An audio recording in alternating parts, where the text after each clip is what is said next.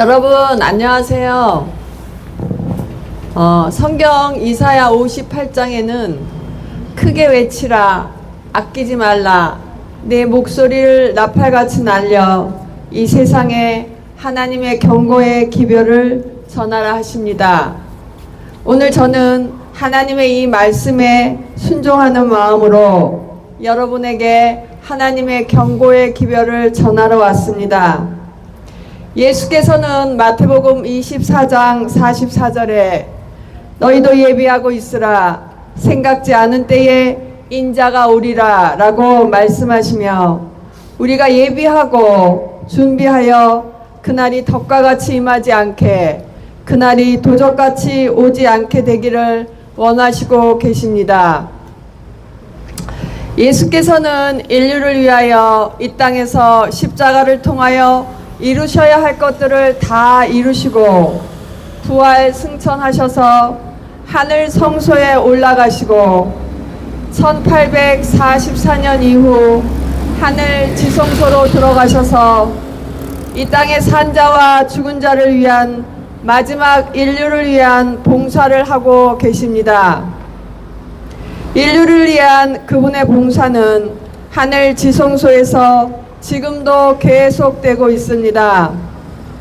저는 하나님의 말씀을 잘 몰랐을 때는 예수님께서는 이 땅에서 십자가에서 인류를 위한 속죄를 이루시고 부활 승천하여 하늘에 가셔서는 아무것도 안 하시고 계시는 줄 알았습니다.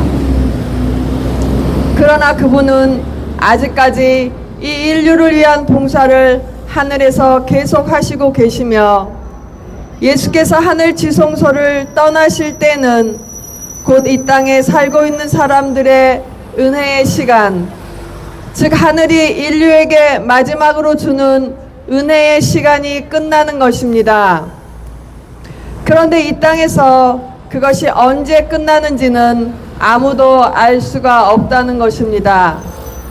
그렇기 때문에 예수님께서 마태복음 24장에 너희도 예비하고 있으라, 생각지 않은 때에 인자가 오리라 라고 말씀하신 것입니다. 이것은 마치 예수님 시대에 구약의 제사 제도의 표상이신 예수님께서 실제로 오셨는데도 유대인들은 아무 소용도 없는 양을 잡아 여전히 제사를 드렸던 것 같으며, 노아의 때에 노아의 가족과 동물들이 방주로 다 들어가고 난 후 7일 동안 사람들은 아무것도 모르고 여전히 세상의 쾌락을 위해 살고 있는 것과 같은 것입니다. 지금도 노아의 때와 마찬가지로 사람들은 하나님의 심판이 이른다고 하면 농담으로 여기고 있습니다. 성경의 인물 중에 아담의 7세 손 에녹이라는 사람이 있습니다. 에녹은 65세에 무두셀라를 낳았는데, 이 무두셀라 이름의 의미는 그가 죽을 때에 심판이 이른다는 것입니다. 에녹은 하나님의 이 경고를 듣고 하나님과 동행하면서 300여 년 동안 심판의 경고의 기별을 전했고, 그는 마침내 죽음을 보지 않고 하늘로 승천한 사람입니다. 하나님은 이처럼 심판이 있음을, 그리고 그것을 하나님 마음대로 하시는 것이 아니라 여러 가지 방법으로 경고의 기별을 듣게 하십니다. 그리고 준비하여 심판을 면하라 하시는 것입니다. 노아의 때나 오늘날이나 하나님은 우리가 심판을 받고 멸망하기를 원치 아니하시므로 우리가 잘못된 길에서 돌이키기를 원하십니다. 이것은 인류를 위한 하나님의 크신 사랑이시고 인류를 위한 하나님의 크신 자비하심입니다. 에녹, 무드셀라, 라멕, 노아, 이렇게 세대가 이어지면서 이들은 모두 이 홍수 심판이 있음을 전했습니다.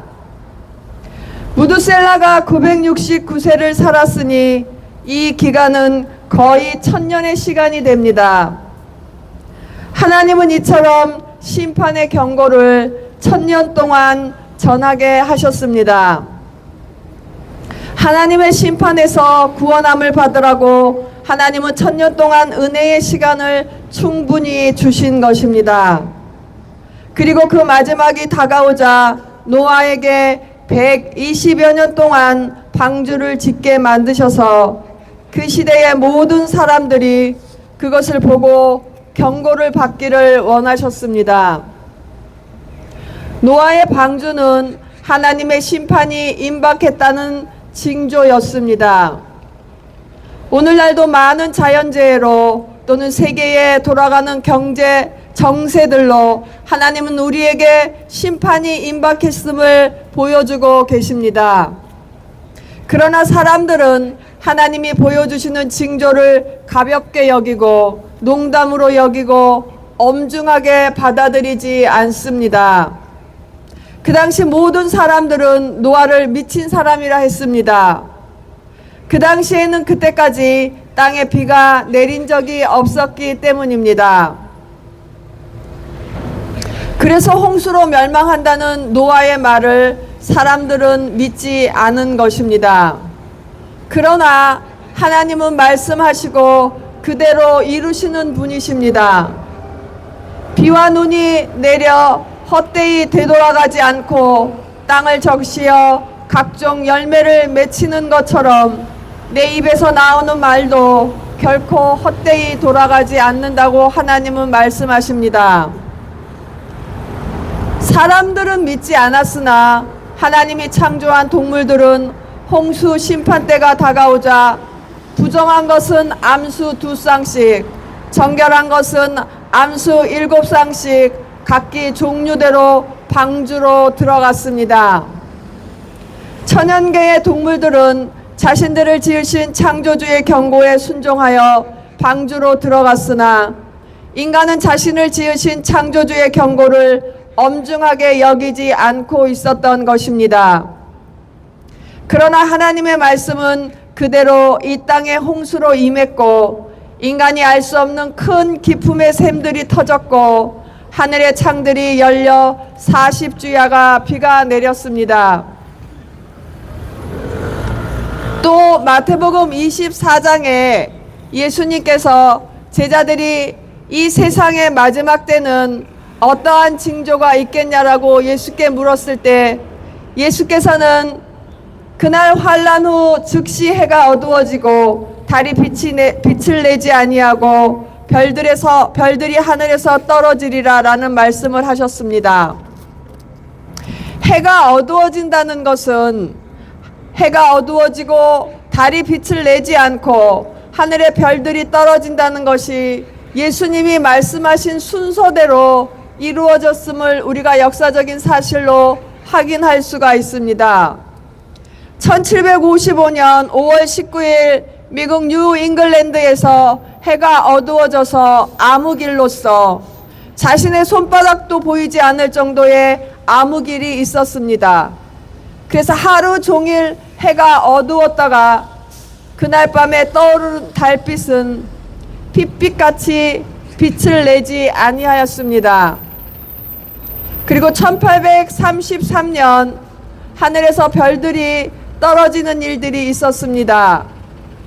미국과 멕시코만 캐나다 할리스페까지 볼 수 있었고 새벽 동틀 때까지 마치 별들이 사방팔방 쏘아대는 것처럼 대여섯 시간 동안 크나큰 유성우가 있었던 것입니다.